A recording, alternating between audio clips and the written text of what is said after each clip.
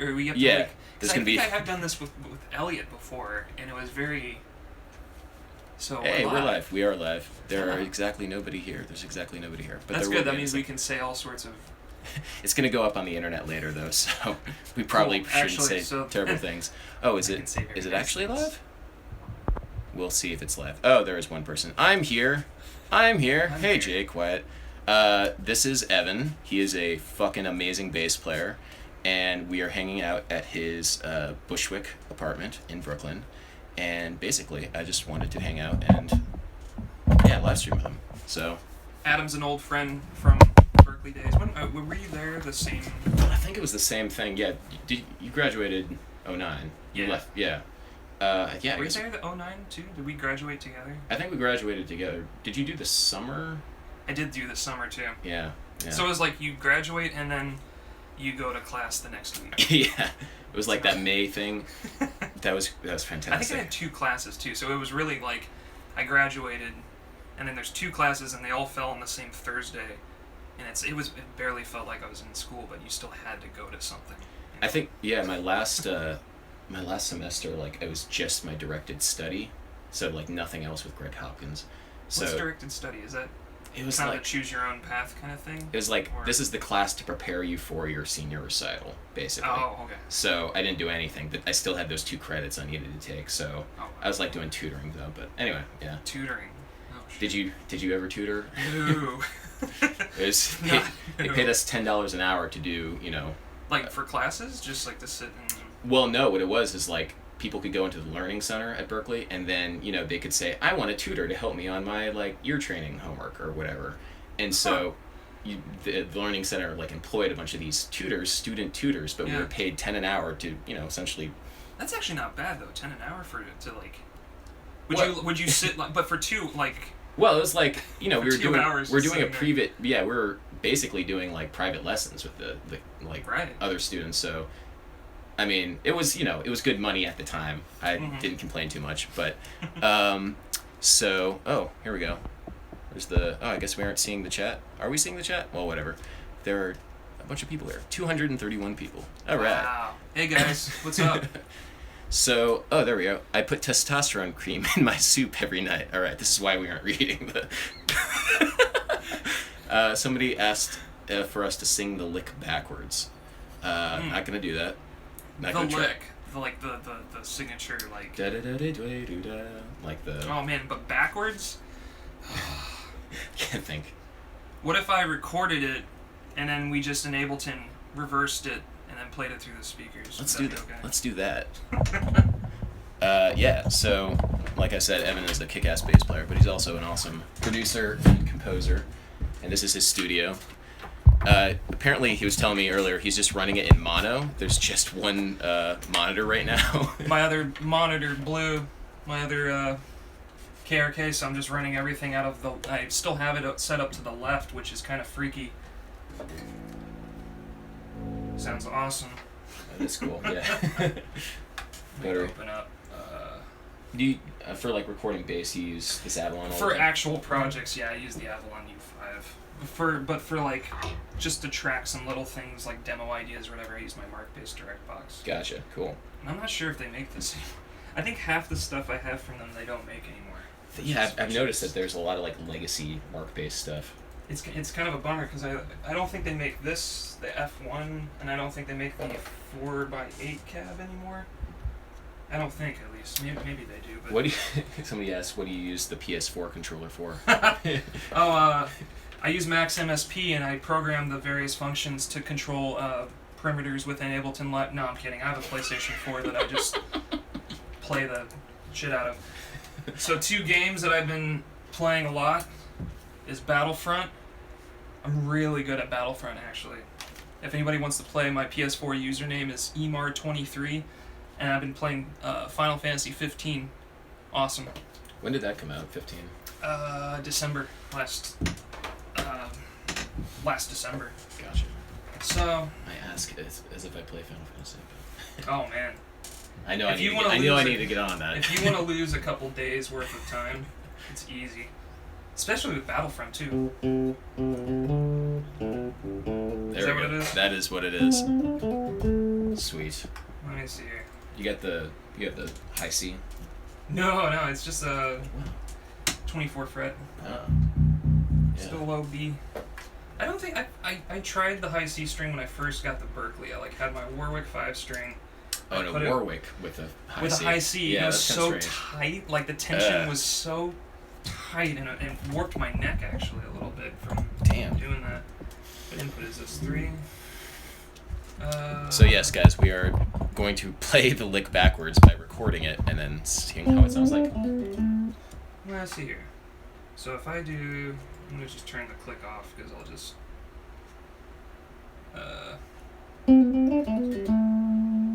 That's it. So now with technology, we can reverse it. Here it is, guys. Okay.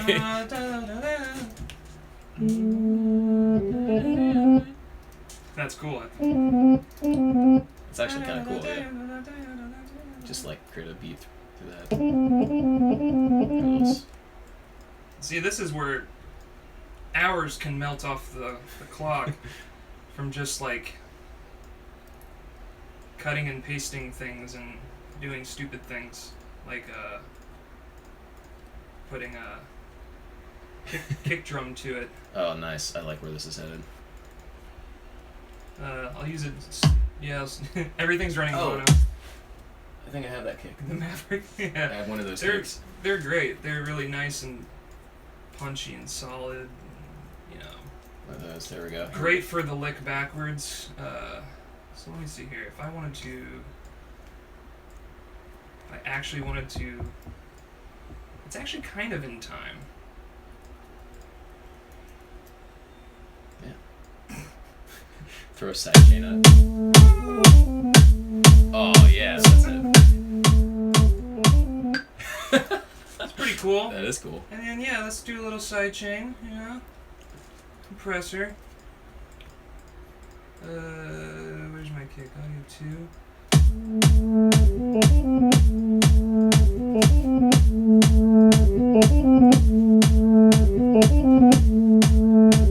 So what key did I do it in? A. Or what is Interesting, yeah, exactly, A minor. And actually, I'm gonna roll off the high end from the kick because it's just so it's too awesome. It's just too awesome.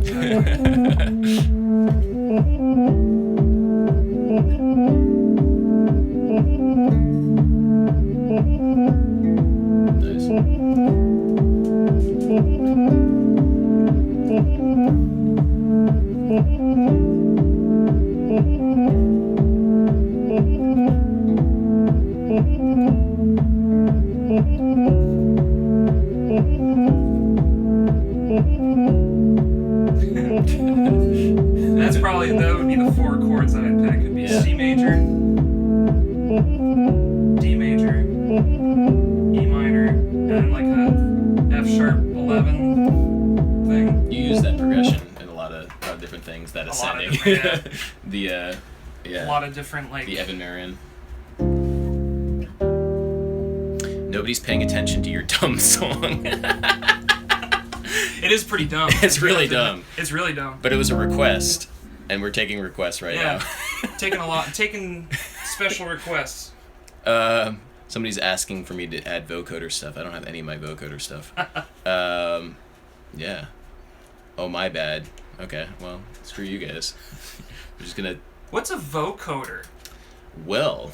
No, I'm just waiting for the flood of comments. Okay, like, what's a... You idiot. Oh, see, here they come. All the people just...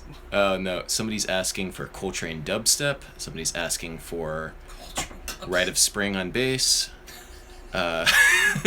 These are great. Yeah. These are all ones that are impossible to do. Yeah. Can you do a backflip? Can I do a backflip? In here? You can do a backflip? No, yeah. I mean, if this room just wasn't so small, I'd be able to do it. Oh yeah, that's clearly it. That's just we'd be doing backflips all over the place. Yeah.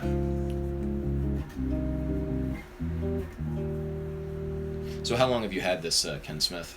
This one I've had for, 2012. 5 years. Awesome. 5 years now. Yeah. Yeah, it's been. I actually stopped playing it for a while. What were you playing before? I started using my Callum Hill. Oh, this guy, yeah.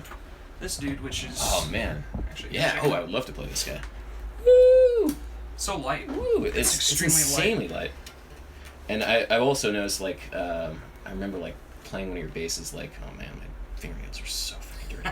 I played one of your basses maybe like 8 years ago while we were at Berkeley. Is it the brown one? The brown Ken Smith? I think so. Yeah. I noticed that's similar too. you really like light gauge strings. This is set up beautifully. Wow.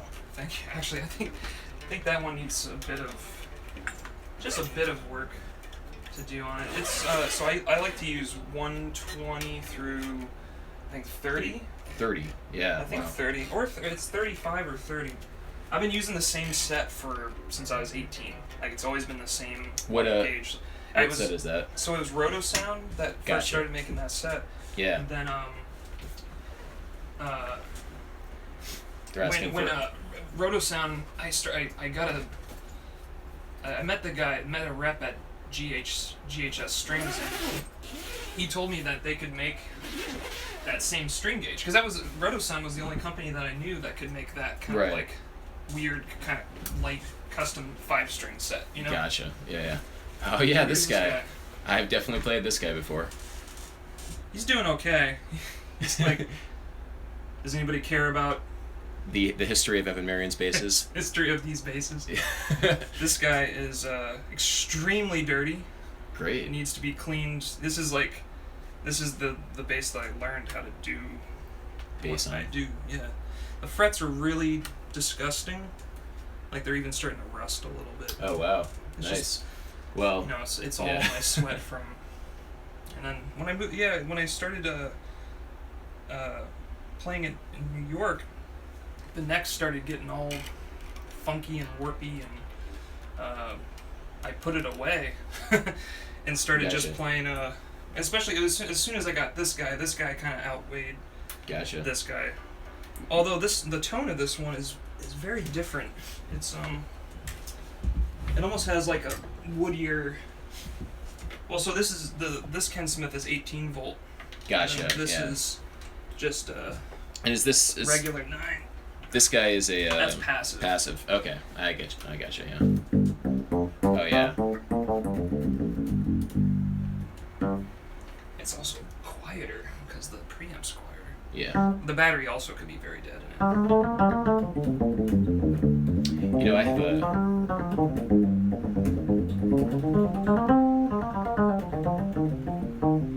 Yeah. Yeah. Wow. No, like I definitely have a 5-string that has sat like Ibanez BTB that's been sitting. The alone. BTBs. Yeah. The BTBs. I love those instruments. Strings are also these strings are probably still Roto Sounds from like my. They're very dead. These are probably actually like 7 years old. I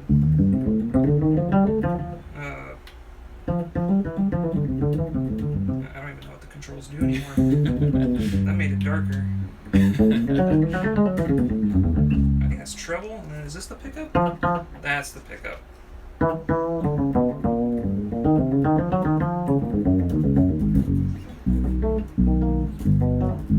How long have you been playing exclusively 5 strings? Just I guess since this guy. Yeah. This would be 2007 or 8. I think I got this in 2007. I bought it off eBay for I think it was $900 or something. Nice, yeah. And I've been trying to find like another one like this one, but they're considerably more expensive now. And the neck is still like kind of warpy or feels a little bit. Although it's funny, the neck feels actually check it out. Sure. Sick. It's I don't know. Let me know what you think.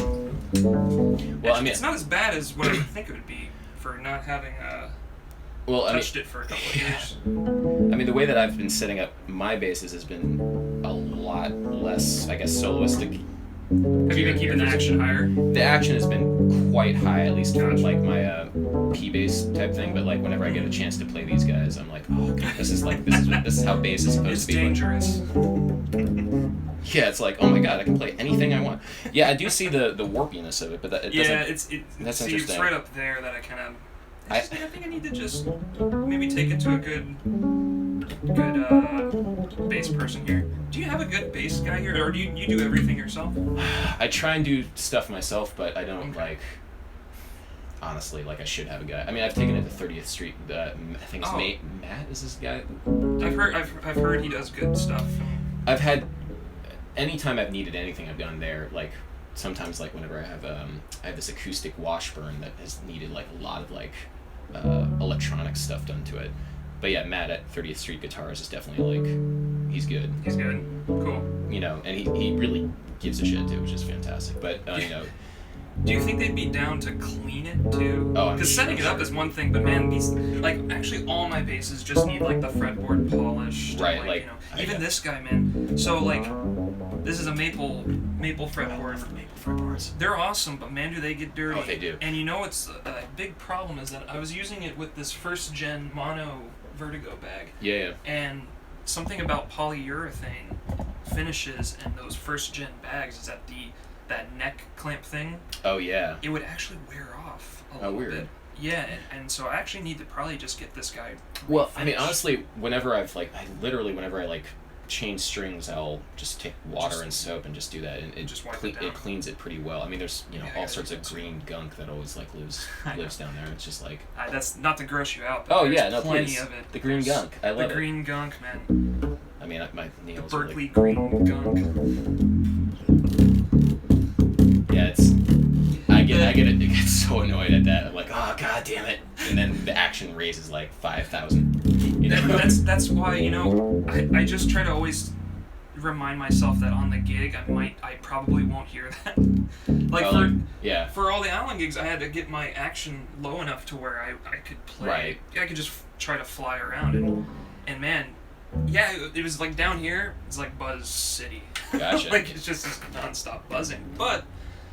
It was during the. I know, right? It's going between really actually, I don't know which one's heavier to you. I don't know. They're both pretty heavy. Yeah. They're both. Yeah, this is nothing. I love this. I really like this bass. That back pickup. I just got this from Nordstrom. It's one of their new. Oh, cool. Blade pickups. Oh, fun. These guys sound like they have an active preamp. That's amazing. Yeah. They're wound so hot. Yeah. And so punchy, man. I went to their shop and tried them in a couple of their basses, and I was sold because that's modeled after a 70s style wound, like a vintage 70s pickup. Which gotcha. What? Not It's not entirely it, especially going between these pickups to that one. There's a noticeable strength. Different, gotcha. It loses punch, it loses power, and so I thought, that's awesome. Just switch it out. Fuck it, just switch it out rather than try to deal with. I'll put this guy. Here. Gent bass battle. I'm just gonna start reading the comments again. This is why he's ignoring the chance. We're paying attention to you guys again. This video is missing some cats. All right, ass battle. All right. Ass battle. What is your opinion on the Guastalla Patitucci wisdom of higher action being better? Well, we can, I suppose, talk a bit about that, but maybe... No, that's a good point. Evan is the guest of honor. Maybe he should comment on that. I think it depends on the gig. Honestly, it depends on the music. I like higher action. This bass has higher action than... because I use this bass more for less notey gigs, let's say. Or at least these days I do. I was trying to play quote-unquote fusion on it a lot, but it's a bit harder to play with a little bit. I'm used to a tighter string spacing, 16mm versus this is 19mm. And there's guys who, I think Bubby's new bass is 20mm or something like that. He flies around on his bass and he's fantastic. Yeah. But I keep my action higher on this bass just by a little bit, because then I'm still able to punch the notes out.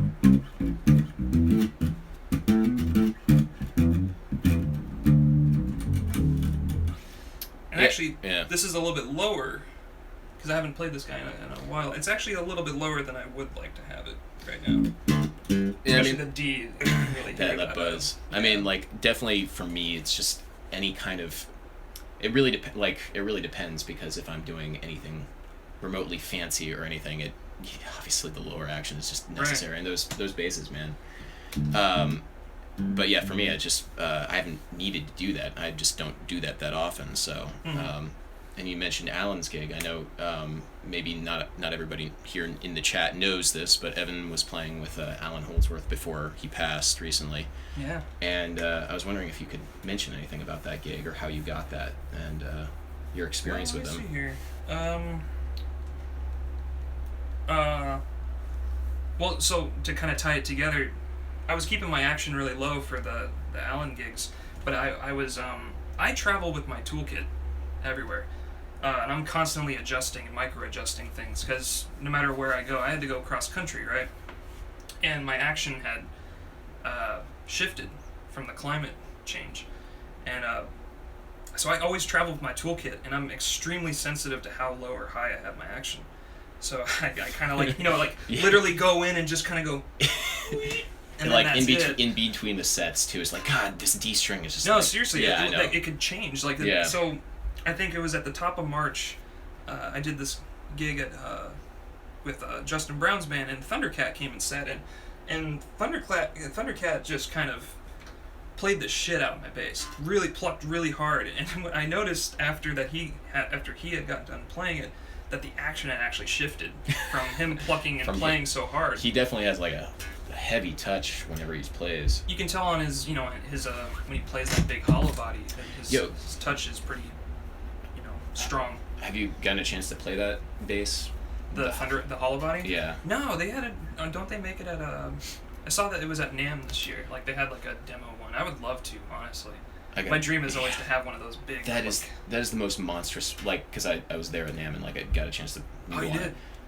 It is. I've never played a bass like it. It is monstrous. It's just huge. Like the spacing is. It has to be like 19 or 20, and it's just like. Wow. It's ridiculous. It's ridiculous. Is the action low or is it still pretty high? It was. Definitely actually keeps it high, but. Well, I mean, it's a demo model, so who knows? But physically, it was also like the heaviest bass by far I've ever played. So it was just like. I mean, it was medium kind of action, but it was crazy. But anyway, yeah. So depending on the gig, right? That's where I keep my action either higher or lower. For the Allan stuff, I needed to be able to fly around as fast as the ideas would come to me. So yeah, you posted recently you playing The Water on the Brain part 2. God. One. Yeah, that was awesome. Great job. Yeah, that was that was from the last show, man. Oh, wow. And I didn't think it would be the last show, but it ended up being the last show. And Allan's I don't know if you could tell, but from Allan's comping behind me was awesome voice leading kind of stuff, like very cool. Like. Yeah. That's also another reason why I picked that moment, because. Right. It's like not only am I, it's like it was very inspiring in the moment to hear voices, kind of like all these guide tone lines kind of come down, especially over that. It was over the D minor, right? Mm-hmm. Like he was doing all these like, I don't know. It was really cool. Great. That's awesome, man. Yeah. But so I got called to do the gig from Virgil Donati, who I've known for, I don't know, 5 years maybe, on and off. Whenever Virgil comes to New York, we hang out. I usually sit in with his band at the Iridium, and so I've known Virgil for quite a long time. I played on his solo album too, and he called me. He was just like, "Hey man, Allan's thinking about doing just a couple shows." At this point, Allan was feeling pretty retired. He didn't want to kind of come back and do any more shows, I don't think. But he had this new box set that he had just kind of put together. It's like all of his albums, and he had like a greatest hits album that the record label wanted to put out. And he was like, "Yeah, I'll do a couple more shows, and then we'll see." And so Virgil was like, "I think there's just one gig right now." There's just one show, and if you want to do it, you know, you can fly in, fly out, and we'll figure it out. And I was like, absolutely. Absolutely, awesome. I'm so down. And then about a month goes by, and he's like, oh, I just have to check with Allan, because Allan thinks Jimmy Johnson's on the gig, and Allan really wants Jimmy, of course, because Jimmy is, right. Yeah, as far as I'm concerned, one of the greatest top 3 bass players of all time. And then probably there's going to be a string of comments going, no, that's not. If anybody doesn't know who Jimmy Johnson is, please look up some of the old videos of him and Allan.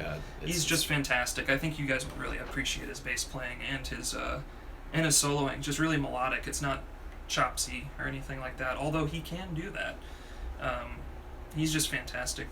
But and then finally I got called by Allan, and Allan was just like, hey, you know, so I guess we're gonna ranch a little bit, and that was his word for playing.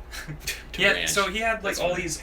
When we did rehearsals, he was just full of phrases of just things. So I always had my phone out. I was writing them down, and there's a couple good ones where he was saying, I think he comes into the first rehearsal and he goes, he got his guitar stuff all set up, and he's like, oh, and he looks over at me and Steve, and he's like, guys, I learned a new chord, and he fades it in, and it's just this like, and he's looking at us like, and me and Steve were like, whoa, it's just this massive sounding chord, and we're like, whoa, and Steve's like plucking around on the keyboard, and he's like, man, what chord is that, maestro? And Allan just looks at his hands and he just goes, all of them. And I'm like, oh, and we're like, whoa, and we laugh, and then he's like, no, I'm serious, Evan, play any root note, like just if you want to, just play any root note. And I'm like, C. I'm like, oh yeah, that works. Moving around and just all over the place, and I'm like, wow, the guy had figured out the perfect chord, like the perfect polychord. It was just, you could play any root underneath it, and it just made sense. It was really crazy. It was a big like 5-note, crazy stack of maybe even 6, man. I mean, it was like he was barring a lot too, so it might have just been across all the. And I tried to ask him. He was like, it was E over C over B, and then over like any other, and then I don't know. It was like this weird like, it had all the notes or something like that. I don't remember. I didn't write down that part. I wish I did. But at that point, I was already like. You were already like kind of. I was like just in awe of the situation. Completely in awe. That's awesome, man. But yeah, so his word for playing was ranching. He's like, yeah, we'll ranch a little bit, and also waffling was another one. Waffling. Waffling is like not good. Oh, I'm gonna waffle around a little bit, and then you guys will come in. All right. I think I've heard that one, but not like. Is it all just British terms? Or? Maybe that's what I was wondering. I don't know too many British people, so maybe that's what it. Maybe that's just where it all comes from. But I'm sitting there and I'm like, waffling, ranching, writing them all down. He also said he was saying he used to call his solo guitar moments guitar cheese. So like in the set list, we actually had it written as guitar cheese. And then like Red Alert was red cheese. He loved cheese, like the word cheese. He'd just be like, name everything cheese. Yes, everything was cheese. Like he's like, and then Evan, you can do your little bass cheese. And I'm like, hey, well yeah, it is pretty cheese. All right, it is cheese. Everything was cheese, man. And it was the most beautiful stuff that he would play. And I'm like, this is not cheese. But in his mind, he's just like, eh. At that point, he's just like, yeah, I mean, cheese. That's ridiculous. That's so cool that you had that opportunity, man. He was a fantastic human being. Yeah, it was incredible, man. That's awesome. We became really fast friends, and his passing was extremely unexpected, and it still is. It hurt a lot of people, Yeah. But it was fantastic to make music with him and get to play. Those are my type of chord changes too. The Allan Holdsworth. Yeah, just like the Water on the Brain thing is like it's all major and minor. Right. Or at least in my view, I just look at it all as major and minor. It's like D minor, then D flat major, with some form of extension. Minor. Yeah, it moves, but it's kind of like it's just all pure pentatonic-y stuff that I can do for the most part. I've always noticed that like with. I mean, like, stuff like that, like, it becomes a lot easier to conceptualize when you don't have dominant chords Right. muddying up the mix. Well, so we did, even Steve said that in one of the rehearsals. Yeah. We were doing this song called Things You See, and I think at one point there is a dominant chord, and it was so funny to Steve, because Steve was like, man, this is he was like, hey Maestro, you have a dominant chord in here, and Allan's like, what? He's like, yeah, there's I think this is a dominant chord, right? He's like, holy shit. Because, for the most part, his music is right. all, with extended tension, or, all these tensions and everything. I actually don't know what I did with the music, but he never had music. It was all, like, figure it out. Or I would look online and find a lot of transcriptions. And oh, really? Just to... There was, like, some guy online who had literally had the charts, his own charts, to all the tunes that we were kind of doing. And I was like, well, here we go. Here's the gold mine. Now I don't really have to figure this out. Now I don't have to. Thanks, guy. Well, because at first I was like, well, the tunes I already right. knew were, like, the really hard ones, in my opinion, like Looking Glass. So Looking Glass moves around so much, and then there's also Devil Takes the Hindmost. Actually, that's a bit easier in my mind. Like Looking Glass and, like, Letters Are Marquee. I think he said Mark. I always thought it was Marquee, because it's M-A-R-Q-U-E. And is it Marquee, like, or is it just Mark? Oh, Do you guys know? We're looking back at you again. Okay, nobody's paying attention. That's all right. I've only seen, like, Marquee with 2 E's, but I don't think I've ever seen Mark with a Q-E. Maybe it just was Mark. That feels. He never corrected me, which is very sweet of him. He never said. I was always like, so Letters Are Marquee, right? He's like, yeah. Why not? And sure. everyone else, even Virgil, was like, Letters of Mark? And I'm like, oh, silly Virgil, that's not how you say Marquee. Oh, but wait. Yeah, you're right. I think Marquee is 2 E's. Virgil was right. Steve was right. Everyone was right. I'm a musician. I'm not a... I didn't go to... I'm not good at grammar. Learning school. Where are you from originally? Washington, D.C. area. Oh, so, okay. Silver Spring, if you know where Silver Spring is. Sort of. It's north. It's north. I think yeah, I've played weddings close to there, but I'm not exactly. It's countryside, or is it? It's just like the border between DC and Maryland. In Maryland. Yeah. Oh, okay. Yeah. Oh, shoot. Okay. There's So you that blew my mind. You travel for weddings, though. I do. Yeah. Anyway. I play wedding gigs, people. Yeah, everybody plays wedding gigs. Everybody. Everyone in New York plays wedding gigs. It's just kind of unspoken, and we don't like to. Oh, let me see. Let me just read. Oh no, I saw maybe a good comment up there about active stuff, but I don't know. DJ here, I play wedding gigs. Okay. Can you guys play? We all do, right? Yeah. Adam/Evan/fanfic. Cool. Active or passive pickups. We can talk about that. Depending on the gig, I think. Yeah. It's nice to. It all just depends on the gig. And if you only have one gig to exercise on, then that's fine too. It's just a matter of then think of it as what does the gig need as a whole. Usually an active. Honestly, what do you think about passive and active? I've always used.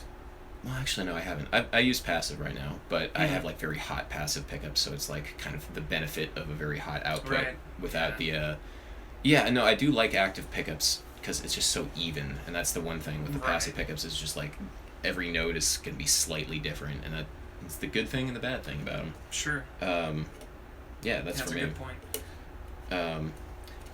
Somebody asked what bass you were using on the Aeon video, or that video. Oh man, wow, good call. That's the bass that I always forget about that I have, and it's actually probably the bass I've played the most over. It's my wedding band bass. It's my kind of my beater bass. I used it in Finale, I think, with Dana, and I've just taken such poor care of it. This guy. This is passive. I've seen this guy before. Big bass line. Some video. This guy. This actually is probably one of my favorite basses, but I always forget about it. I always think it's not worth talking about for some reason. In the back of my head. I always like to... Who makes this? Campbell American. Oh, cool. And I think, so I met him... Nice it's bolt-on. Yeah. Oh, yeah. Simple bolt-on. Oh, yeah. It actually has a very Music Man-y Hello. kind of sound. If you want to plug it in. Oh, hell yeah. Hell yeah. So I kind of have, I mean, as you can see, I have bases across the spectrum of The things, spectrum, yeah. just across the spectrum of like. So this guy's probably very out of tune too. Ooh, multi-tonal. Yeah, Fusinski would be into that. Ooh, I love this. Zen harmonic is the term. Woo, I love that. No, don't turn it into There we it. Don't put it into it. You're ruining it. It's like it's like you hear the Music Man-y kind of thing, right? Yeah. Nice. Love it. And I think this one was made with 16mm string spacing. Because at the time I had this guy, right? And then when this guy approached me about building that one, I was like, oh, just 16, yeah. take it, just whatever this guy is, if this guy's 16, make this one 16. So it's got a big fat neck, but it's got I was gonna really say tight spacing on it. That's kind of strange. I kind of like it. It is weird, right? Kind of like it. So this is the guy that I use for all my travel gigs, like wedding travel gigs. So in case the TSA Hey, screws it up, If there's you're one fine. bass that they can break, I hate to say it, if there's one bass that they can break, it would probably be this one. I would be the least upset about. How do you travel normally, like when flying? Because that's always a question for me. Right. Well, I have a mono vertigo bag, and I just. Is that one? No, the vertigo bag is that. Well, yeah, it's this one, and then here's the newer one I just got. Gotcha. Okay. This one's because I had a first generation one, and they improved a lot of things between this one and this one. And this was actually probably one of the first ones that they made. Oh, really? So the neck. This thing is a little bit lower, I think. I think on here it's higher. Yeah, it's a little fatter and higher. But I just travel like that, man. I mean, for the most part, I try not to worry too much about the gate checking thing. So something though to know, a lot of airlines are starting to change their overhead bins. Mm. And especially with Delta on the newer planes that they're bringing into the fleet. Like the Dreamliner, the 787. Smaller. The smaller ones, okay. They're these new Airbus the ones that are kind of, you take them between here and Buffalo or something like that. Yeah. Or even or closer. probably even actually a little bit far, like Detroit or something. So Okay. they have the engines underneath the wings still, but they're and they basically do look like a bus. They're the bus of airplanes. So these guys, they're changing their overhead bins, and now they're making them all shorter. Yeah. And although we're allowed to see, legally we're allowed to see if we can fit, it just won't fit anymore. So unless there's coat closet space, which I got lucky, I took 7 flights last week, and on each of the flights, I was able to put my bass on board, which was awesome. But it's only because at this time of year, there's no coats in the coat closet. Oh, yeah. So I think in the wintertime, it's going to get a little bit harder.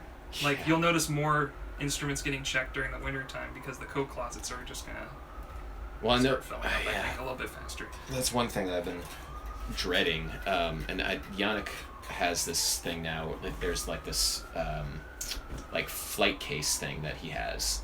Just checking it, and it has the gig bag inside of it. It's like a gig bag, and then there's a separate case on top of that. Totally. And he got that from like Gary Willis, and it was like, I'm like, that's what you want to do, rather than like stress about.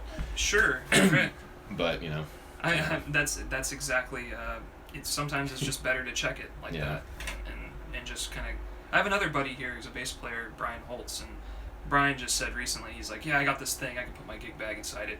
I just check it, I don't worry about it. And he's one of those guys that travels so much that he's got, it's like free from to check any bags on any airline, because he just flies all the airlines so much. Yeah.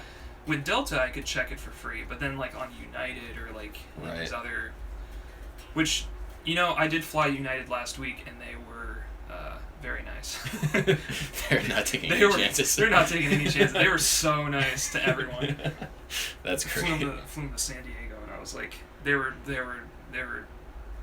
ace people. That's great. That's really funny. They're really watching their steps. I love that. And then Delta was like extra nice for like I felt like that's another reason why they're like trying to be ultra accommodating to the instrument on board. They're like, yeah, of course. Oh, we'll definitely make room in the coat closet, There was like I remember one coat in the coat closet, and the guy just shoves it all the way back, and he's like, "Oh, your bass can go right here. Don't worry about this. Yeah, it could just go right here." I was like, "Yeah." That's like, funny. "Thanks, man." That's funny. All right, I'm gonna check the comments. Hey Rachel. Okay. People are just talking to each other. Had to pause this to tell if the sirens are outside my window. Oh no, that's probably. Did you hear? It might just be New York. This is just New York. Yeah. Somebody's asking, who is this guy? This is Evan Marien, guys. You gotta get with the picture. Hey Check. guys, my name's Evan. Oh God, no! What happened? Did you just report something for spam? Yeah, I think I did. Hold on. I'll just remove that. Cool. There we go. Sweet. Okay. Somebody got their message deleted by accident. Sorry, guys. Sorry. We didn't mean to mark it as spam. Yeah.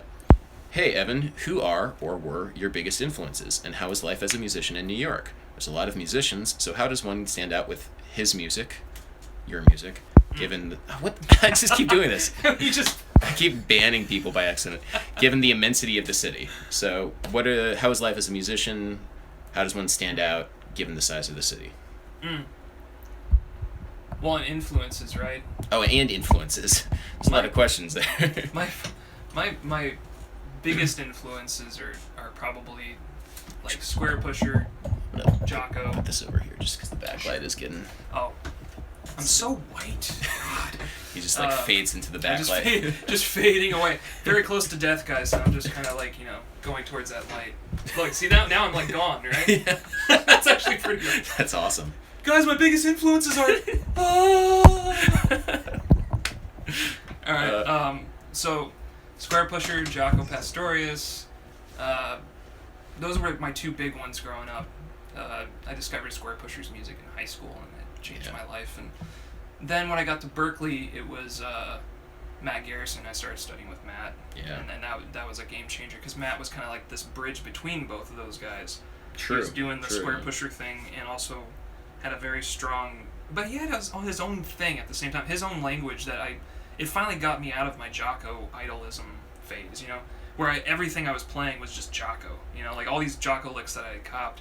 And when I met Matt, it was more language based, and it was also like scale wise, it's like you had to know your scales rather than licks, and that kind of got me out of my Jocko phase. So then I just got obsessed with Matt, and it was so cool, going to study with him once a week, and it was 9 a.m. and he was not happy to be there, but I was so happy to be there.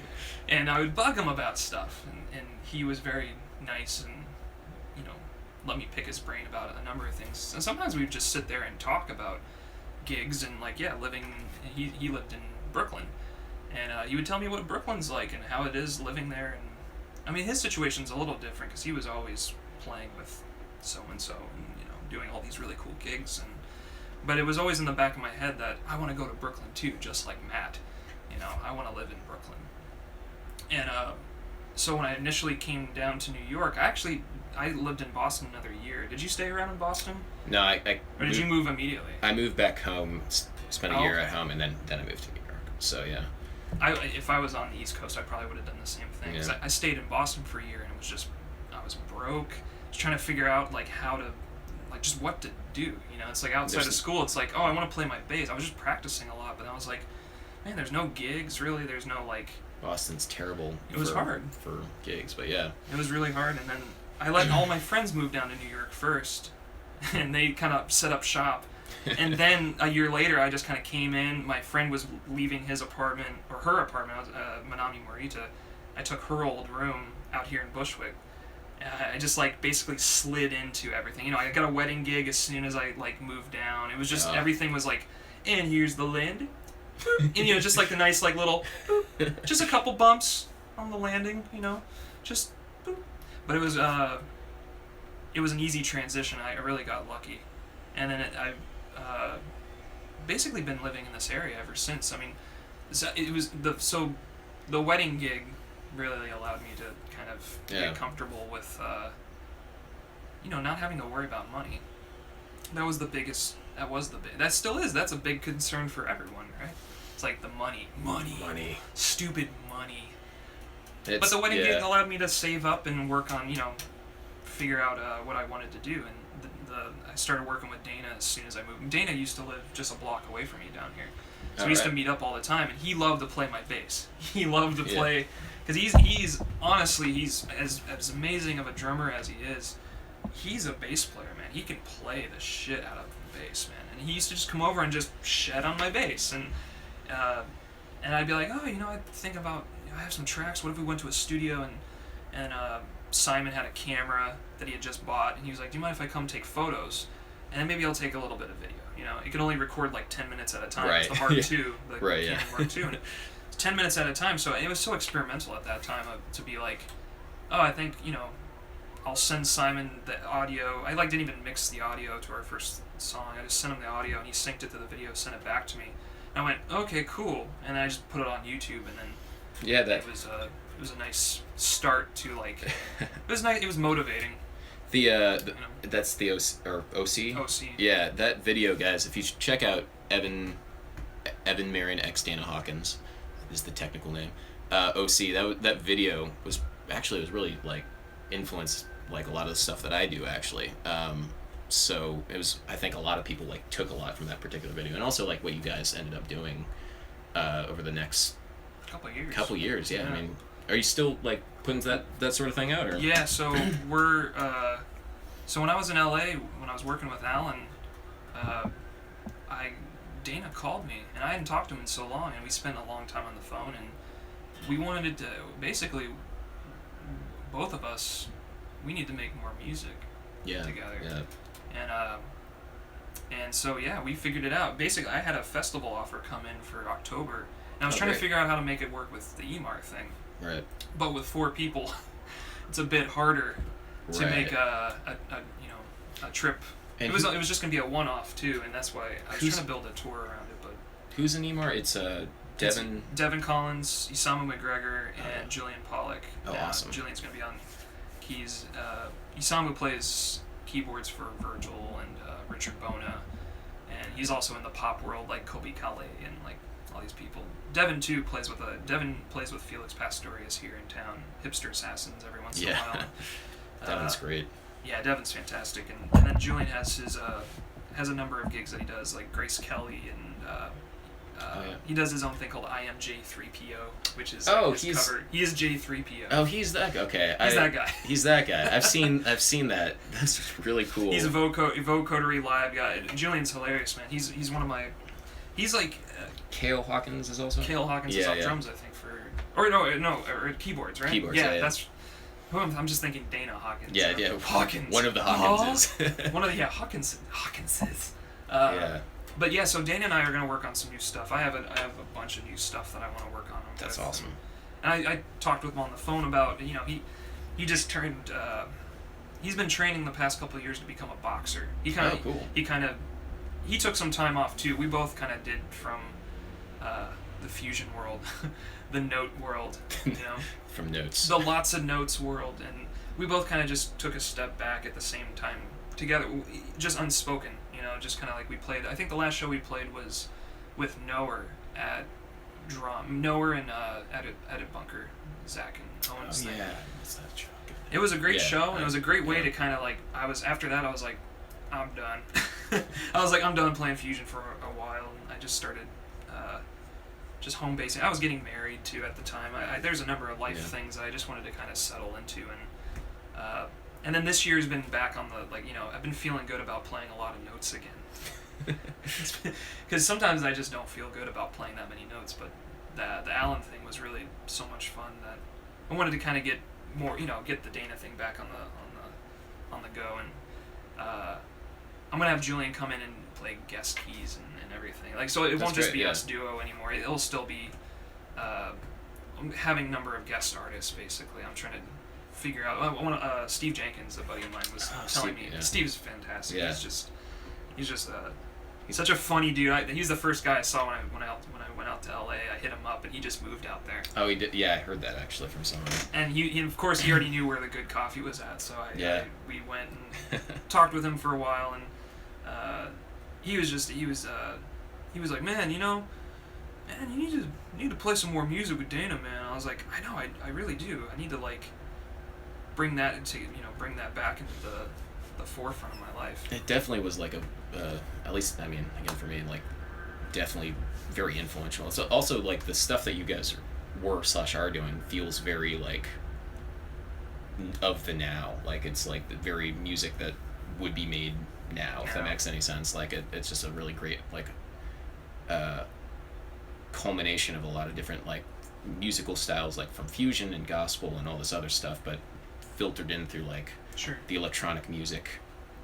I just try to compose video game soundtracks. Yeah. Stuff. That's all I really... Yeah. At the end of the day, all I do... By the way, guys, what is this thing? I've been wanting this.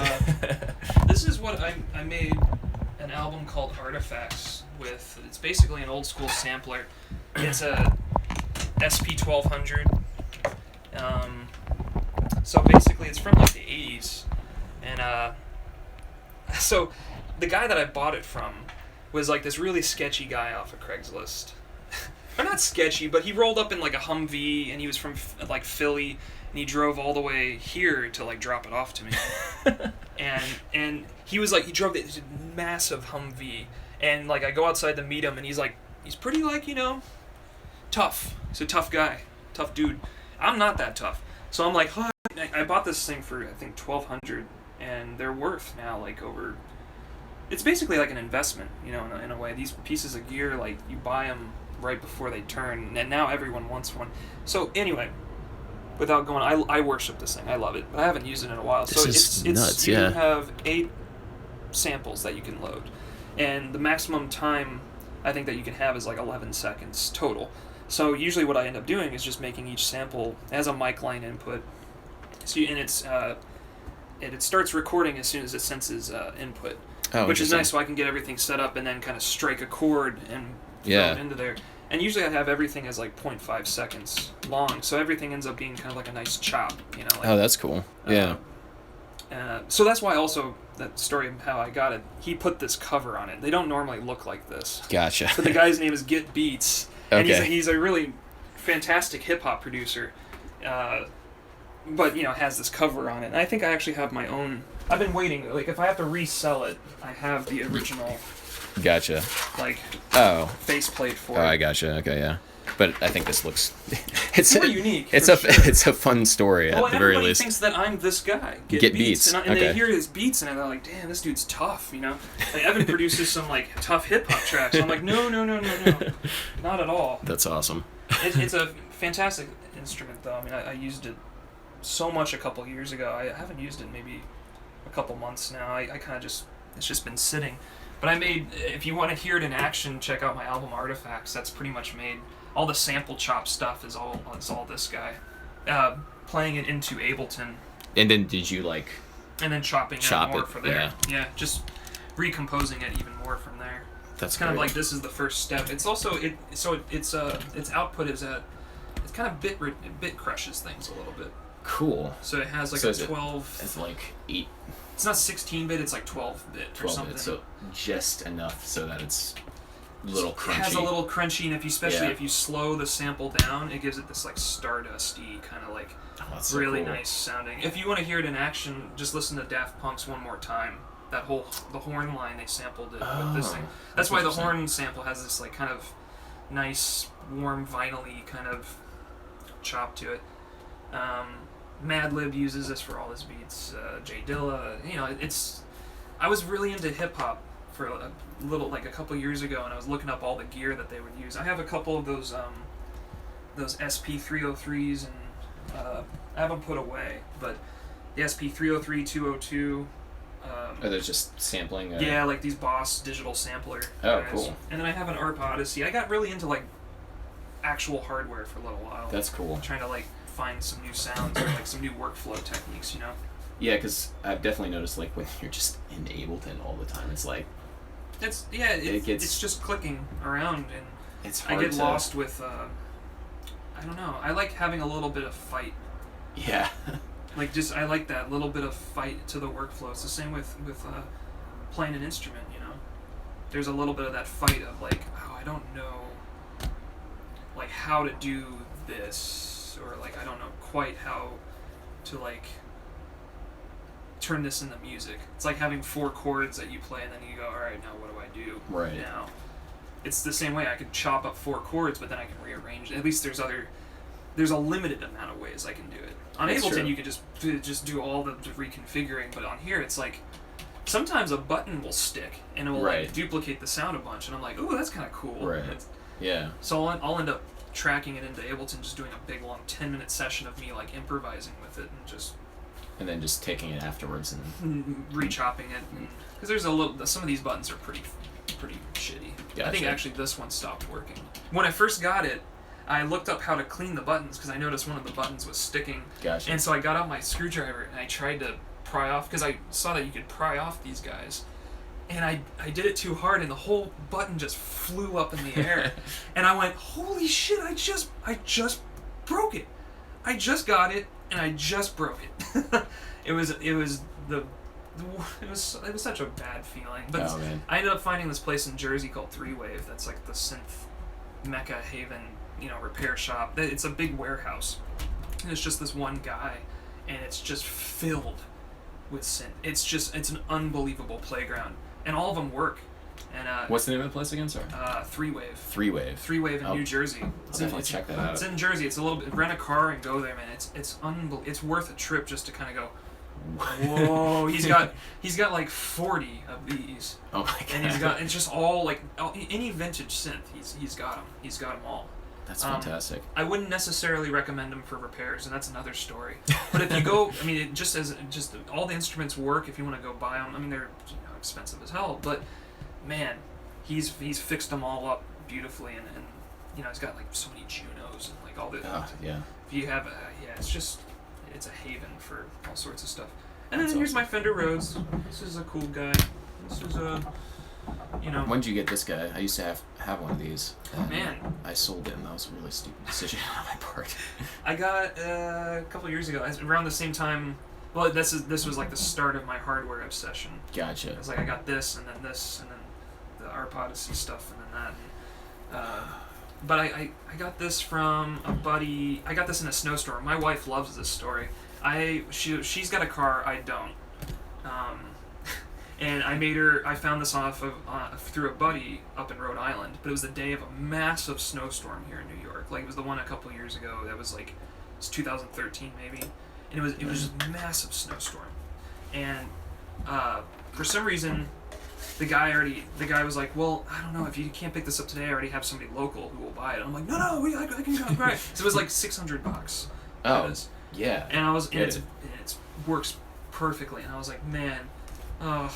I was like, hi, my wife's name is Danielle, and I was like, Danielle, all right, so there's this, she's like, at the time, she had this tiny little, like, sports Acura car, and it was the toughest drive up to Rhode Island, man, because it was like along the way we'd see all these cars that had just skidded off the road. Just skid right, yeah. And yeah, but we got it, and we put it in the back of her car, and we drove all the way back to New York, too. It took us, Rhode Island is usually, like 3.5 hours, maybe, or 3 hours. Far, yeah.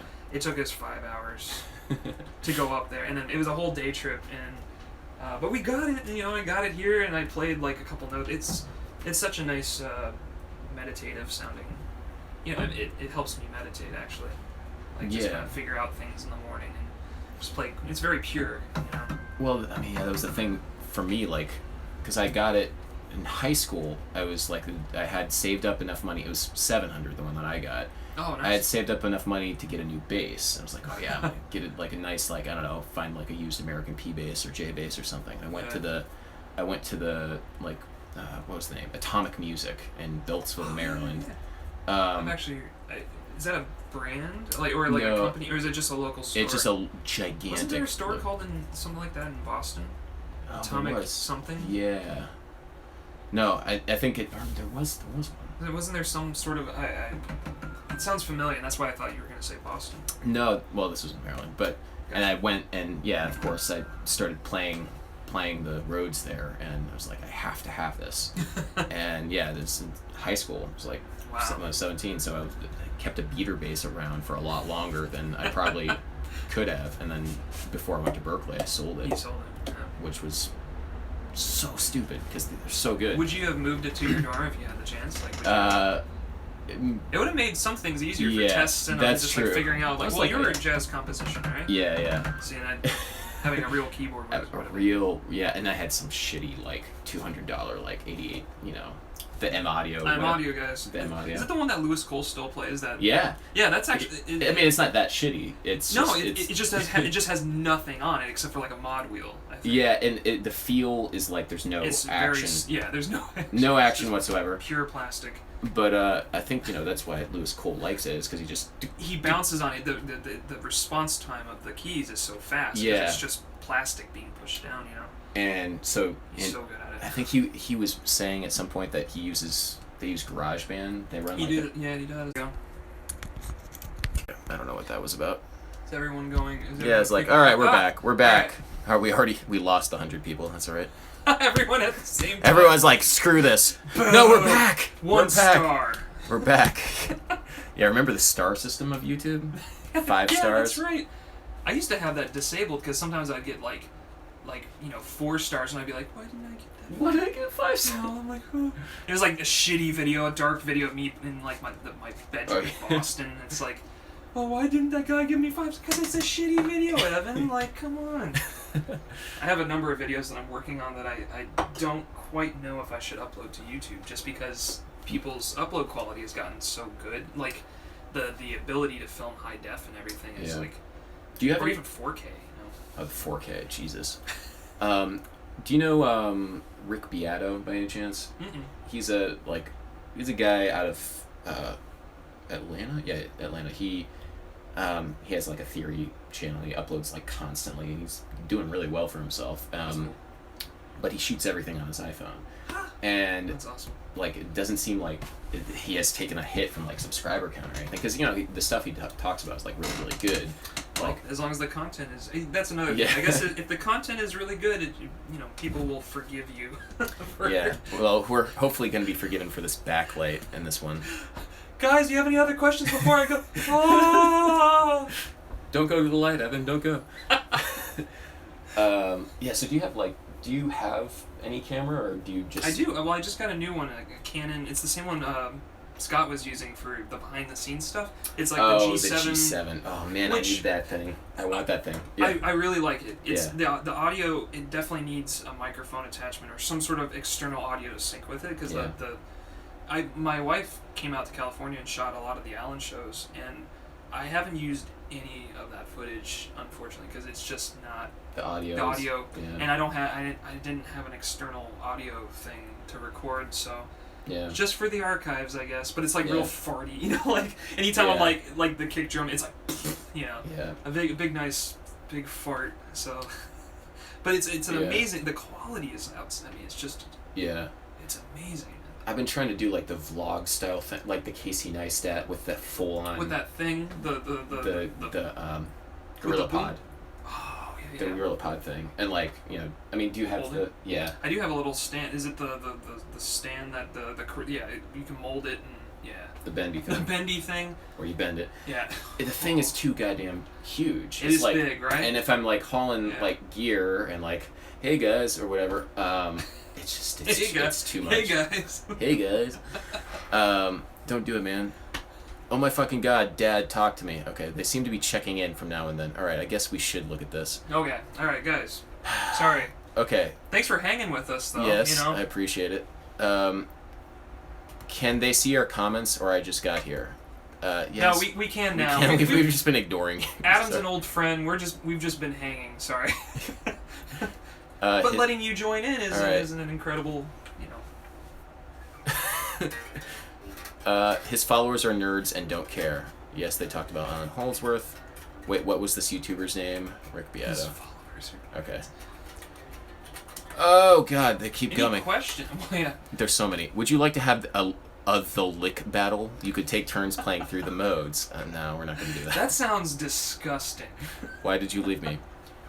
How do you guys think about improvising and finding your voice on the bass? I guess that's a good question. Depends on the music. Yeah, that's true. I'm sorry to keep saying that. Yeah, it depends. It's always, well, okay, so. Yeah. What about for you? Well, that's a great question. Because Right. I feel like, actually, I'm not going to get in the frame now. How about that? I haven't been in the frame this whole goddamn thing. Yeah, for me, like, finding a voice on the bass has always been kind of a struggle for me. But yeah, it's definitely depending on the music, because I feel like I found like more of a compositional voice, if that makes any sense. Like the way that I write. I was gonna say, right? That's the first voice I think that we all find. And then you might slot your bass playing into that and figure out how your bass playing relates to how you write, and I think writing is the fastest way maybe to write the music that you sound best on. For me, that was always what are the chord changes I like to solo over? Oh, all major chords, Sweet. and so then I'd write a tune with all major chords, and then that's what I just sound best at, and that'll help me develop my voice accordingly. Yeah. Because if there's again, with my music, there's no dominant chords in my music. Or at least I don't think so. I think actually with the one I just did with Zach Danziger, I think there might be a dominant. Although I don't think it is. No, I don't have any dominants. Allan has a tune called The Dominant Plague, and it's just all dominant chords. It's a weird tune. That's funny. And he never plays it. He never acknowledges it because it's just this wonky all dominant tune that.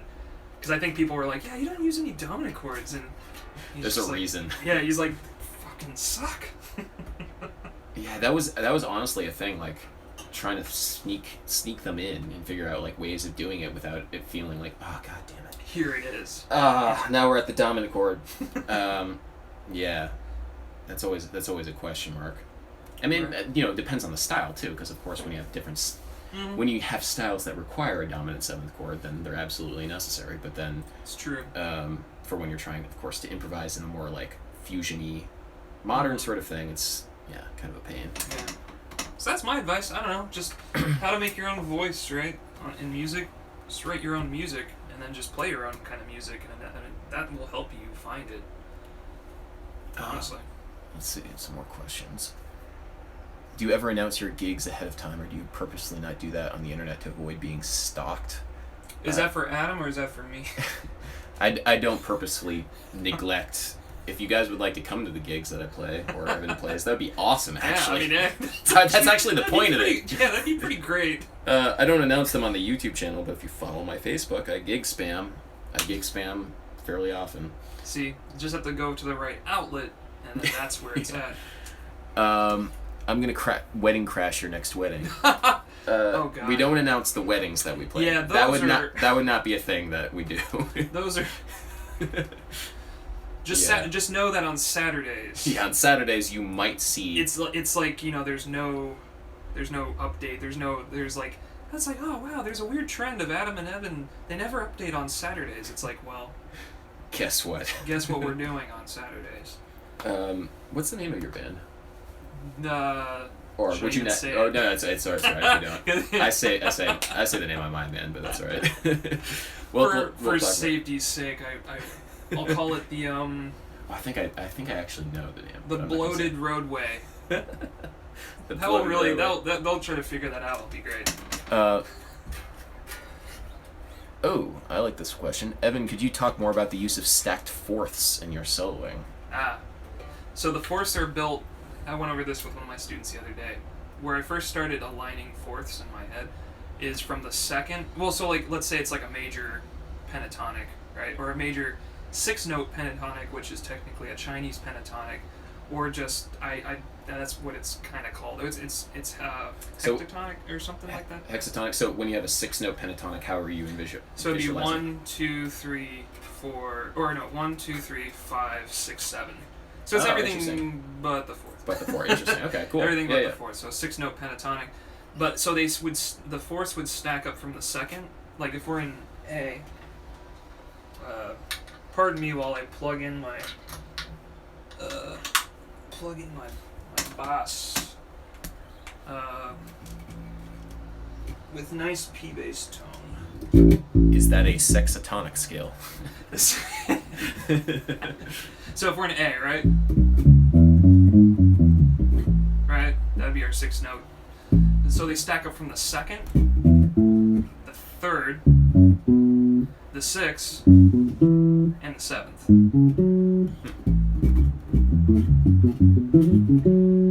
Cool. And out of, again, it's an A. But I don't like never do my scales up to the root. I always go up to the 7th and then walk back down. Interesting. Okay. Just because I've always been getting away from the root. I always think, oh, it's the root. Like if I'm soloing or anything, it's like, avoid the root. Yeah. The root in the 4th now too. In my head, I'm like, oh. Right. It gives me the heebie.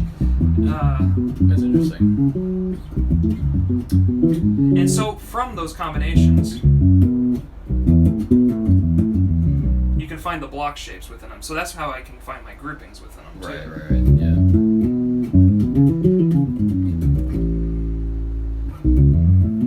I thought you were going to avoid the root, man. You just hit the root. There we go. Sustain for days, really.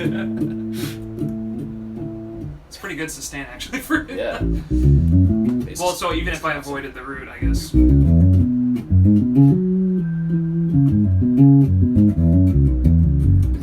Or something like that. It allows me to not just play them stacked up and down, because for a while I was just doing that like that, but then thinking of groupings of, like a 4-note grouping or a 5-note grouping. Like the Jocko thing, which that's just kind of comes from the Jocko days of studying his stuff. So yeah, I mean that kind of explains it, I guess. Fourths. So they stack up in the major pentatonic, in the 2nd, 3rd, the 6th, and the 7th, 3 notes. Hey guys, I'm a pro player here in the UK. Spent a long time playing others' music, and now want to start leading my own band / writing, performing my own music. Never done it before. Any advice? Any advice for like starting your own project? Don't be afraid to spend money on it. Yeah. You're gonna have to spend money on gear and shows, paying people and everything. It's just the nature of it. So I think that's a good like don't don't expect to make money. Don't expect to make money at first. With any new business, think of it as like any new business. You don't make money in the first I would say at least 5 years. Right. And then things start kind of building and growing. You end up making capital, or you end up making money back just to pay off old things, break even on things. Right. You don't actually end up making any actual money. Like actually sustaining yourself as a... Yeah, it's a love. just do it for the love at first. Keep that love going too, even if it's a struggle. Yeah, and it's an interesting sort of like back and forth, because sometimes you just have to do certain things for the love of the music, if it's for yourself. Right. If you're playing for somebody else, if you're beholden to somebody else's vision of what they want music to be, then you should probably try and get paid. Yeah, that's probably definitely get paid for that. Oh, interesting. Oh, God, this system is so pain. Music notes go from A to G, but what if your language doesn't use the alphabet? Do they have unique names for notes? I think of it as, you can think of them as scale degrees, as all numbers. That's true, yeah. I think... or frets on a fretboard, Yeah. You can think of them in terms of math, I guess. Like, I know there's something called interval classes, like, just 1 through 12. Just like, name it, hey, this is 4. This is 4, and then where's my 4 in terms of 1? There's my 1. There's my 8. There's my 11, Yeah. Think of them as tensions too. I actually think of it maybe more like that in terms of numbers. Yeah, well, like... Which is weird to now discover that for myself. It makes a little bit more sense to me if it's number-wise. Well, especially for the instrument, like for a fretted instrument like bass, where it's so geometric and like... You're right. Yeah, like... Because if it was like voice or saxophone or... If it's keyboard, like... Or keyboard, right? Like, you could say, well, that's clearly an E-flat. Like, That's a good question. Wow. That made me think. That made me use my brain. Oh, jeez. Retry. Evan, have you ever played with Wayne Krantz? I have. But just like playing here in New York, like never never actually out into the world, really. We used to jam a bunch together. And I was actually just thinking about him. Just like a couple... Well, so I saw him in October. I went to the 55 bar, and I saw him and Zach Danziger was on drums, and Nate Wood was on bass. And I know Zach really well, and I kind of wanted to just show up and see Zach play a normal gig. Oh, you know what I mean? Like I've yeah. known him so long, and I've only ever seen him really do his thing, and I love his thing so much. And I kind of I was like, man, you know, I want to see him just play with Wayne again, and just see if he still does his thing on the gig, which, you know, he does, but he also kind of reels it back just a little bit, which is really, I mean, Zach is just an amazing musician to be able to do that. Like, pull his own exploratory side back just a little bit to make it, because Wayne's stuff is so on the grid. I was gonna say that seems like such an interesting combination, because I associate like Wayne's music with being like a lot of. It's the grid. Yeah, which is great. It's a floaty it's grid. Awesome. Yeah. Yeah, and so I went up to Wayne, and I haven't seen Wayne since I dyed my hair blonde and have white glass. I haven't seen him in a long time, and so I was like, hey Wayne, Evan Marien. He's like, oh hey Evan. I was like, oh, you know. He was like, hey man, do I have your number? I was like, I don't know. He was like, text me. I was like, okay. And I texted him, and he looks and he goes, oh yeah, Evan Marien, cool. Hey man, we should play. And I'm like, well yeah, that'd be great. Like, I was like, this is so easy right now. How is this? I just go up. It's like, damn it. I could have just done that. I could have just texted you this whole time, and I've never actually called him or texted him. Yeah. I've had his number for years, and it's always been through email that I've always gotten in touch with him. And yeah, shit. And it's been on my list of things to do since getting back last week, this week rather. I've been meaning to just text him and be like, hey, jam. He's been playing with my buddy Josh Dion a lot, and cool, I would really like to play with Josh and him. Like, last time I played with Josh was like a couple months ago, and I forgot how comfortable Josh makes everything feel. Awesome. Personally, well, and it's same with Wayne too. Wayne's very just so relaxed and chill. I feel like I'm the most high strung out person in the room, which then I end up playing. You know, the music will show it. You know, I'll end up playing very notey, and that's how I used to play with him a couple years ago. Is that I was so deep in the Wayne thing that I used to try to play like him with him, and that doesn't work. Right. That just doesn't work with him. Right. Yeah, the bass has to keep a very almost unsubdivided role at times with to make his thing work and allow the conversation between the drums and the guitar to actually work. Interesting. The bass needs to actually think of bigger pulses. If you listen to, and I haven't talked to Tim or Nate or any of these guys about it, but I just have a feeling that that's how I would have to like approach playing that music again. Yeah. When I say music, his method of just playing and improvising, you know, because there's no music really. Yeah, it's such a particular sort of sound, I think, and I've never really thought about exactly what the bass's role in that is. I'm just because it's so like it can kind of slide back there. Yeah. You know, it's so dominant between guitar and drums. That it's easy to kind of just you almost don't want to notice it, and he kind of Wayne too in a way. I don't think he wants to totally. He wants to just the groove in the pocket to be there and feel comfortable with it. But again, I can't speak for these guys because I don't know. But these are things that I just speculate and assume and kind of just go, well, maybe if I did this, maybe this will be better.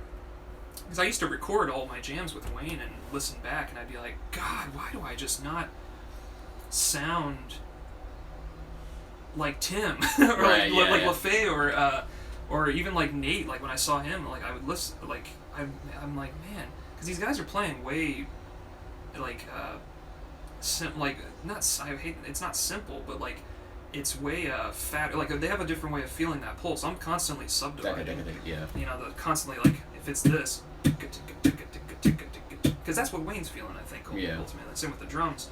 But if the bass joins in that too, then that's like having three people at the same time all say Daka. You know? The bass needs to just be like boom, boo, right, boo, you know, feel bigger pulse stuff. And I think that's what I want to like play with them again and just approach it like that and see if it works. Then I go, haha, I figured it out. Yes, I figured it out. I've cracked the Wayne Krantz code. I've cracked the code. It's like, the that's Wayne Krantz code.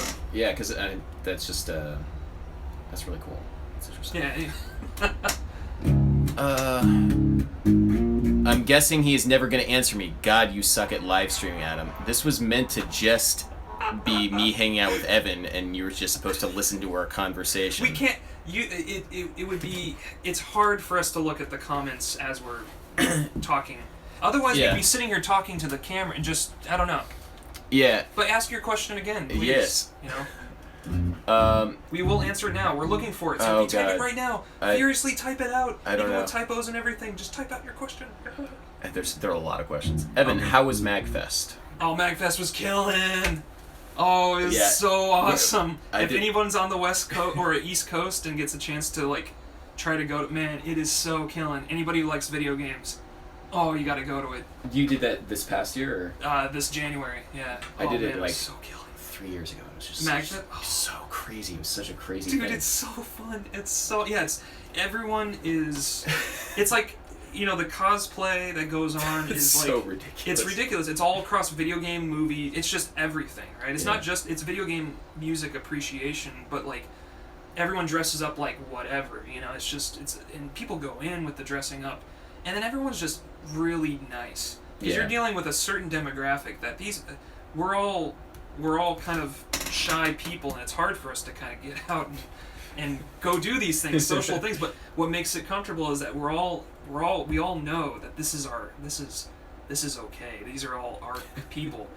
So man, I was saying hi to also. Man, I've met so many people that were just wonderful people. You know, at MagFest, man, just great, and also just the video game development section. Everything was. I got to go like.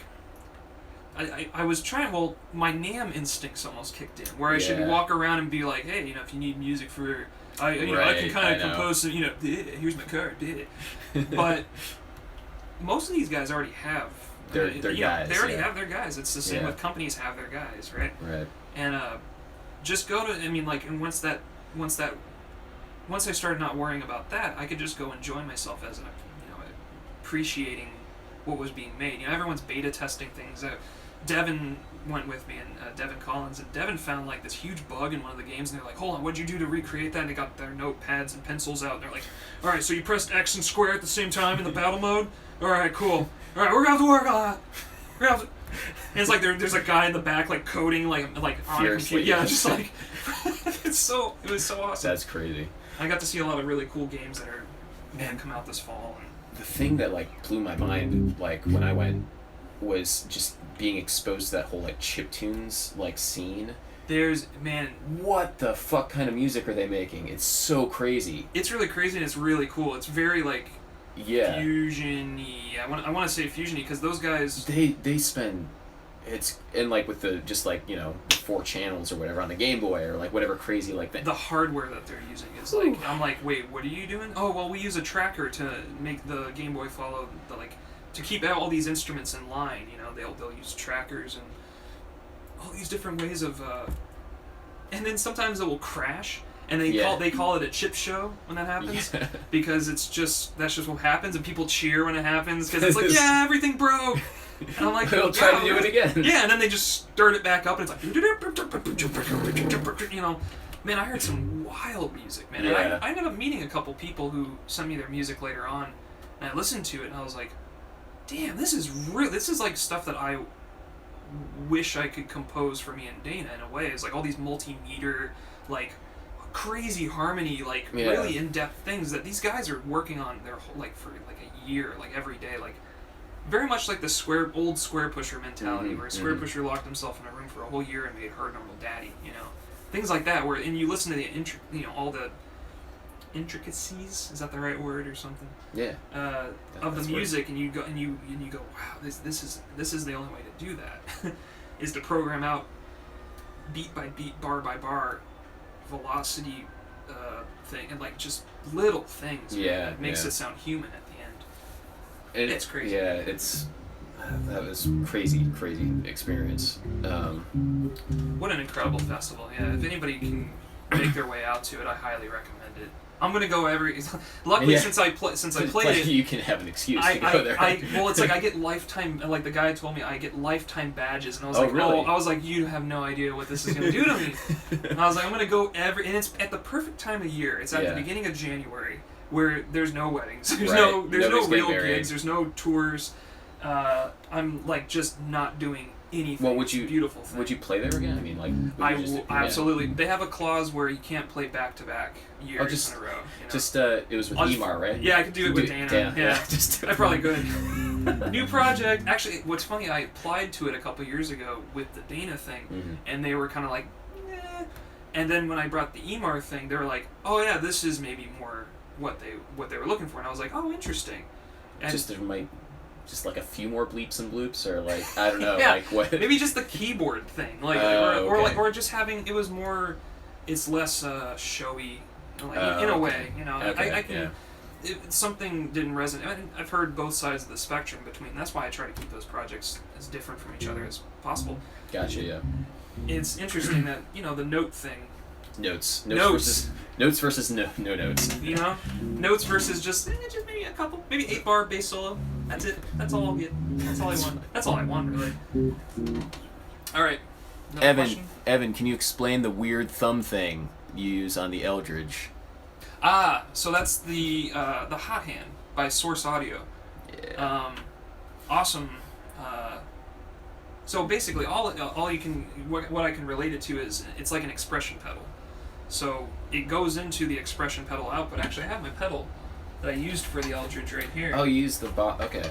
Yeah. So this is the pedal that I used for the Eldridge. It's a Boss synthesizer pedal, and it has an expression pedal input, right? And so what I do is plug the Hot Hand receiver. It's like a wireless thing, right? Plug in the receiver to the expression pedal output, and so then my hand acts as an expression pedal. So I can actually, this would be you can calibrate it any way you want, and I think for like Soul Seek and all those old videos, I had this as 0, and then this would open it, because I thought it would be kind of cool to throw the note open.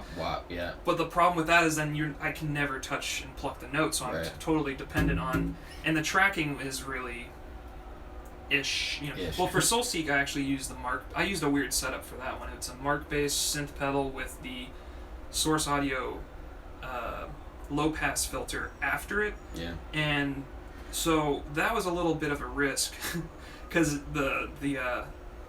it's all up to the low pass to cut everything out, and it would kind of not grab everything as cleanly as I wanted it to. So I ended up finding another system with this, because who I got the Hot Hand stuff from in the first place was Nathan Navarro.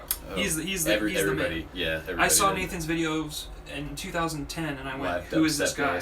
The brr. Yeah. Like, and he was using the that MIDI thing then. Which so I have that because I bought it, did. and I've been trying to sell that guy. It's obsolete because now it's obsolete. So I bought it. It was like $300 or something. I remember being able to kind of work it with the. But anyway, it now it's just this brick, and I've been trying to sell it on Craigslist for like months now. It's for like $10, and nobody's buying it. And I'm just like, damn it. Oh well. So for Soul Seek, I used the low pass filter. It just wasn't as clean. This is a very pure sounding synth. It's very it's basic actually. It's really, I just have it set to square, I think, or no. Yeah, square wave. And expression pedal input. And then so then I had it set for the Eldridge. This would be 0. This would open the filter all the way up. So then I could actually like pluck the note and actually lift off from it and open up the filter. I remember because I had that for a while. The Hot Hand. The Hot Hand, and I used. It was like I had a fuzz before the filter pedal. Oh, so, yeah. Mm-hmm. I had this octave system where like I had like an OC2 in one channel that was just clean without anything on it, and then on the other was like another octaver which had the fuzz. So you had the low end and then the wobble thing on top. Oh, that's it. Yeah. That'd be cool. It worked all right. Yeah. The big problem, of course, was like the tapping, and also like getting a tone that wasn't like quacky. Like it didn't like. Yeah. Like it's like, no, you want this big like whoop, and. Right. Yeah. I just used it on some new stuff, and I was running into like the quacky, filtery, openy thing, and I tried to remember what I did. The Eldridge, I got it to. I think I just had the resonant. I had something more. It's like you turn the resonance. The filter freak was. I had to make. It was a very sweet spot of like one place that I'd put it, so it wasn't opening it to the full quack. But it was like you got this narrow range, and then the resonance is like, all right. It's like.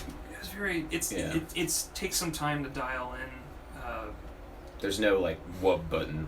That unfortunately there's not. Yeah, it's extremely hard. I was using the Source Audio Manta filter pedal for a while too, which is Yeah. awesome. It has fuzz, and it's kind of giving That's me useful. like all those pedals kind of all in one.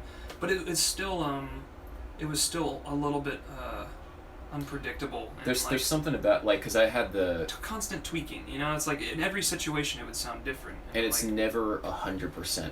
Like you get it right at home, and then you take it to a gig, and it's like this is completely wrong. What are you doing?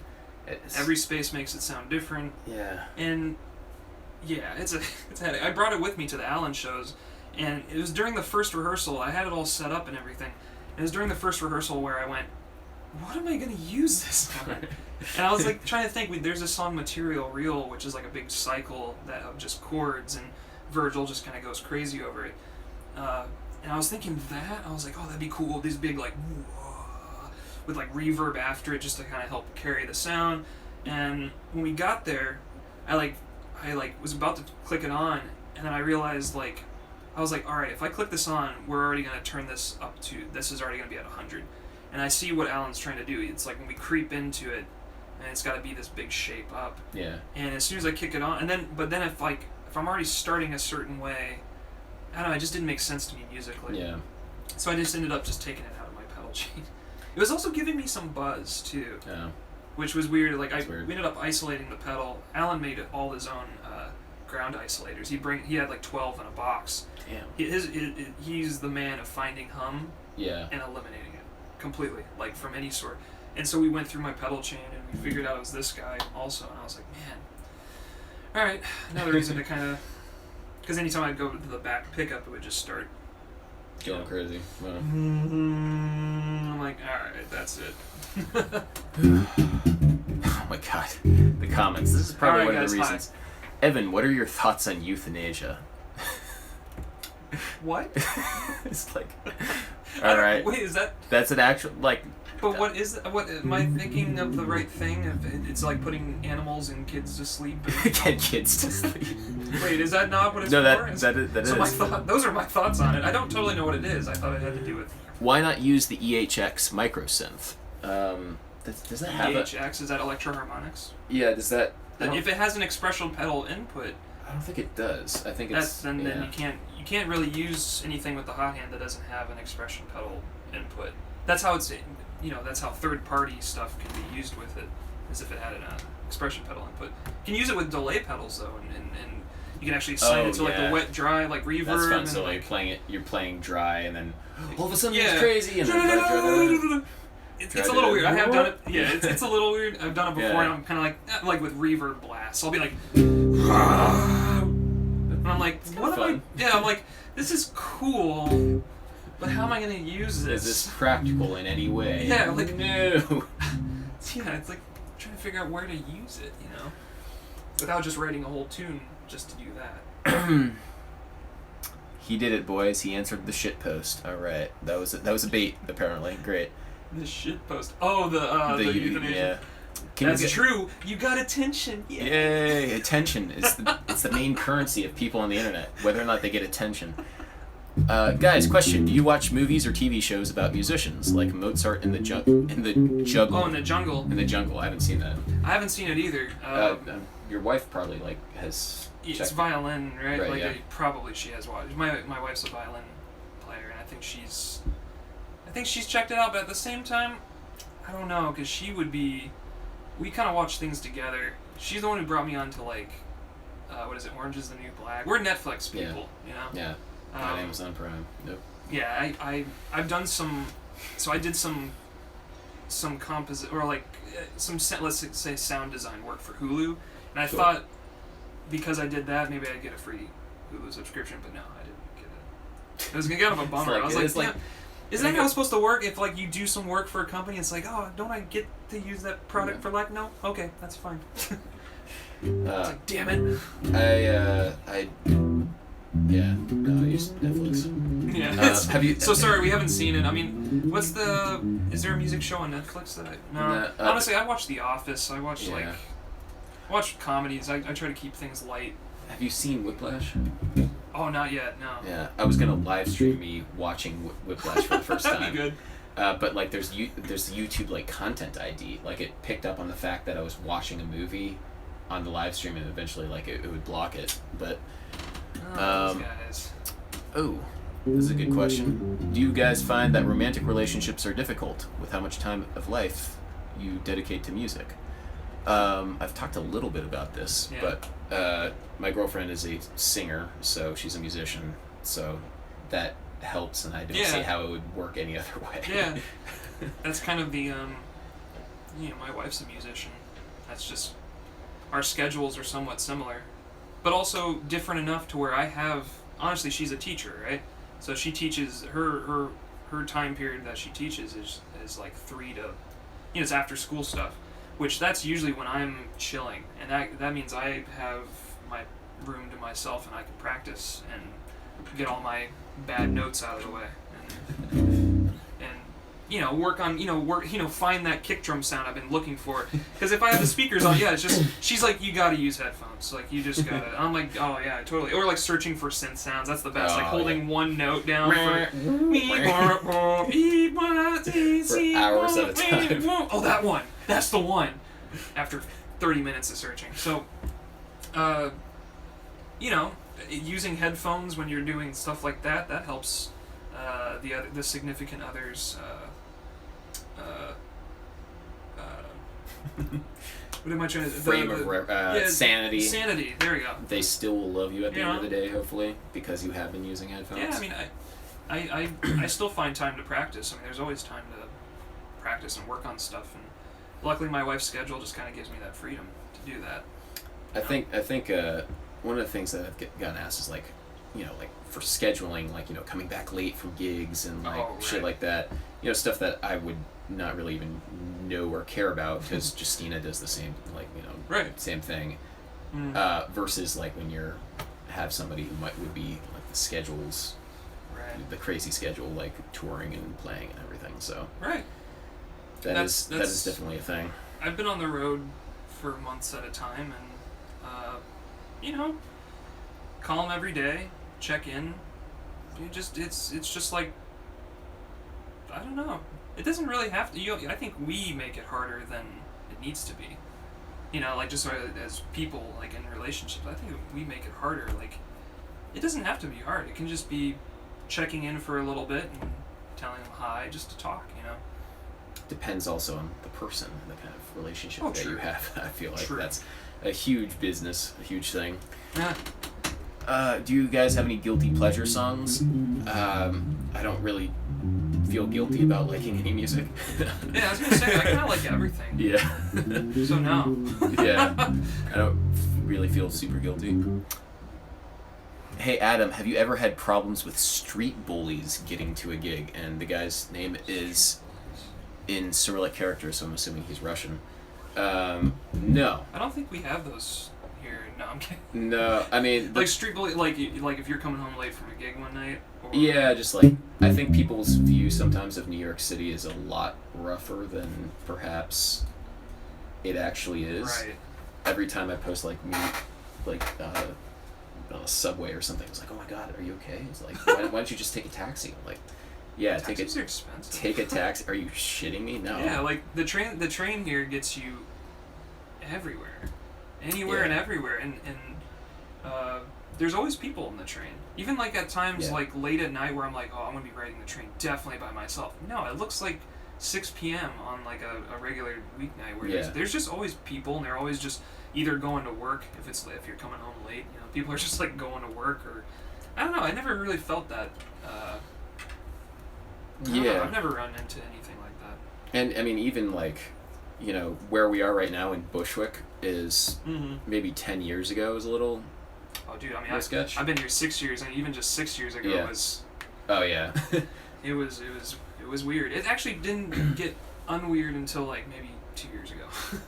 I've just been dealing with it. It's just like it's home, and it's just kind of. I don't know. I think there's also some. For me, it's like I try to look as disgruntled as I can walking down the sidewalk, just so. Yeah. Even looking like this, if I'm kind of. If I already look like I'm having a bad time, most people are like, oh, maybe there's that thought that would creep in that maybe they don't want to mess with me. I don't know. It's like, oh, that guy already looks like shit anyway. So it's like, yeah.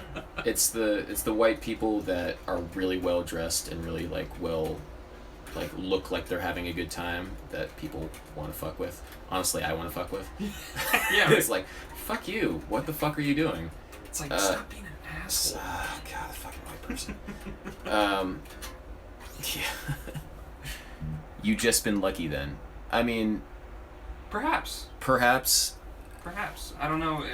You know, anything can happen here. That's the thing about this city. I mean, people have also asked like about pickpockets. Pickpockets, that's not really a thing, but people do snatch phones. That's like definitely a thing that happens. Right. I've known a few people who've done that.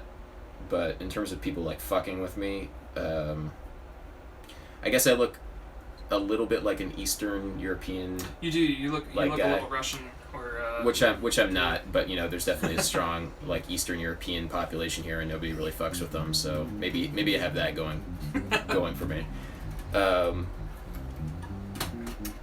Somebody says I like your Holdsworth cover of Water on the Brain. Thank you. Allan did too. That's great. He was Did he check that out before? Yeah, he. That was the one with the GoPro, right? Or you had like this. Oh, that was my shitty. Yeah. Oh, yeah, that's fun. That was like, I bought this GoPro on Black Friday and didn't test it until like that video, which That's is like funny. a couple weeks later or something like that. And I didn't test it, and the lens is like fucked up. The lens is like slightly off skew, so it makes everything look blurry. Even at like 1080p, it's just like a blurry. It captures it blurry. So I filmed that whole video, and I didn't know about it because I was streaming it on my phone, and I was like, "Oh, it looks great." It's just the way it's streaming to my phone. And when I was like actually got the take that I thought and all this stuff, and I edited it, and I'm like looking, and I'm like, "Oh my god!" I was like, "Are you kidding me? Like, God, am I gonna redo everything?" Nah. Nah. Yeah, I definitely. Just no. Yeah, I definitely watched that on my phone, so I didn't notice. Exactly. Yeah, it's like most people. That's why I try not to even take mixing too terribly seriously. I mean, it's like, at a certain point, are you just making adjustments just for your own sanity, or there's just like, it's like, does it really matter? Because most people are gonna check it out on phone speakers, laptop speakers, or headphones. Yeah, I mean, I suppose like if you're producing for like for a DJ set or like something like that, then you really have to care about the mixing. Oh, definitely. But what does it sound like through a LAR? Yeah, of course. Through like that, but I know guys that rent rehearsal rooms that have those and just like go in and like test their stuff. And, damn. Drop like $200 just to kind of like have a testing feel. Testing. They do that on there's a rehearsal space on the Upper West Side or Hell's Kitchen. Carol Music? No. It's a big it's like 11th Ave or something. It's pretty far out. I don't like going there. Yeah. But sometimes I play there. Like you have those rehearsals. I think I know what you're talking about. And the first room has like a nice PA setup with subs and all this stuff. And I know guys that just kind of come in there and test their mixes blast on their it. mixes. Yeah, that's a good idea actually. Just to kind of see how it translates. Let's see. I like your hair, blonde guy. Okay. Thank you. All right, that blonde guy, by the way, is Evan Marien, awesome bass player. Hi. What time is it? I actually have to. Oh man. GTFO at a certain point. It is 1:45. No, I have to GTFO. We've been streaming. We've been hanging, man. We've been streaming for a We've second. been hanging. All right, guys. Well, this has been the hang with Evan Marien. I hope you enjoyed us just like hanging out and talking, and occasionally paying attention to you. Sorry, sorry if we did not do as good a job paying attention to everybody. But anyway, take it easy, everybody. Thank you so much for watching. Bye, guys. Thank you. Oh, to the light I go. Until next time, bass.